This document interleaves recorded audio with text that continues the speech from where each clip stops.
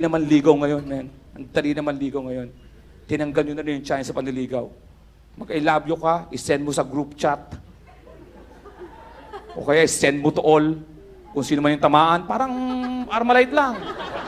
I love you to all. Tatlo sumagot. Puta, para ka nanalo niyan. Loto nga, 433 na nanalo eh. Di ba? Saka, pag hindi ka man nagustuhan ng pinadalan mo, hindi ibig sabihin na you're weak. Current, no? O yung mga tumawa ngayon, nagtataka, ano pinag-uusapan dito? Ganyan, hiniwalay ko lang yung mga current. Doon pa lang ako sa week, alam niyo na, no? Oh, may kinabahan na eh. Tangina, papolitika si Alex, gago. Yung iba naman, walang kala, walang bukas pa malaman. Ay, putya, gago to si Alex, ang galing ah.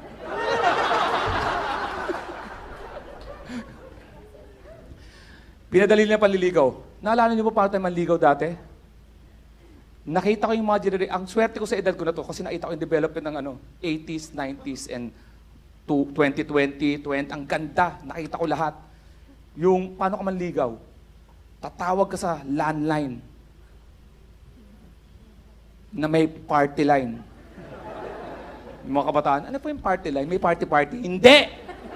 Para makamura ka, yung telepono nyo, may ka-isang linya, hindi mo alam kung saan yun.